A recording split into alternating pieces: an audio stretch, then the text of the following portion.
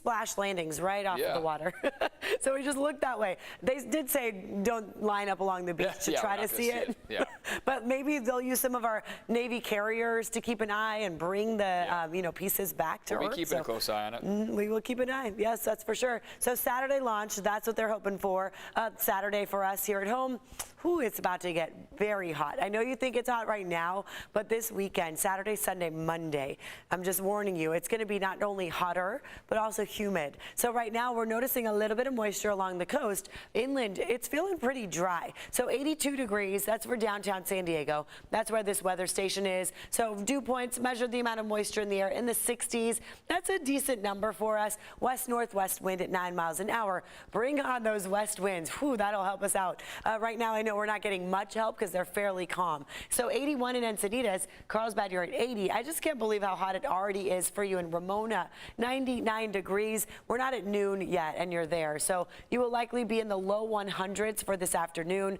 Alpine, I suspect you'll be creeping towards the upper 90s. El Cajon, probably upper 90s as well. La Mesa, probably mid 90s. So we're still not quite there. A few hours from the hottest time of our day. 106 in Borrego Springs, 96 in Julian. So we're ending the month of August with this scorching heat, but the start of September is about to get a lot hotter. So I know right now it's really uncomfortable for many people. If you're along the coast, you're 2 to 7 degrees warmer. Inland, though, you're about 10 degrees warmer for Ramona and Alpine. That's compared to 24 hours ago, right at this time. Let's watch the winds, because this does help or hurt us. So for now, we're noticing a little bit of that onshore flow. You saw that for downtown, getting a little onshore in Ramona, Sill Hill, 14-mile-per-hour sustained winds. No strong gusts that I'm seeing, but because we are seeing the hot weather, we are noticing some drying happening along the mountains and the foothills of our mountains. So that is where our fire danger is up. You see the 20s for relative humidity. That's dry.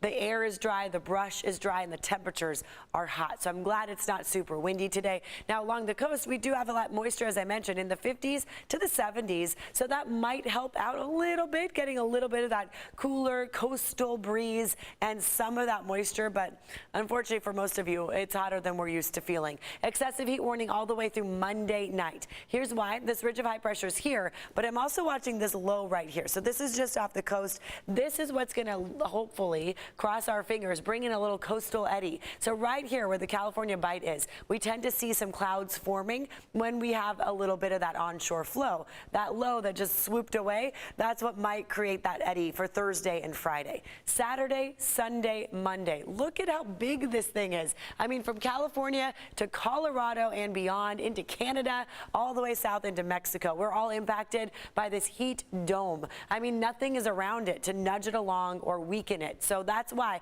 I want to show you this. Know the signs of heat exhaustion. If you're out today, really try to limit your time outdoors. Hopefully you're hydrating already, wear light clothes. But here are signs. If you start to feel faint or dizzy, start sweating, cool, pale, clammy skin, rapid weak pulse, nausea, muscle cramps, go to a cool place as soon as you can, drink water, and take a cool shower. So that's heat exhaustion, but then there's also heat stroke. This can be very dangerous, and this is when you get a throbbing headache, you're not sweating, and your skin feels red, hot, dry, rapid pulse, nausea and vomiting. You may even lose consciousness. That's when you'll want to call 911 immediately. And if you see someone going through these signs, help cool that person down. The cold, wet towels will help you out.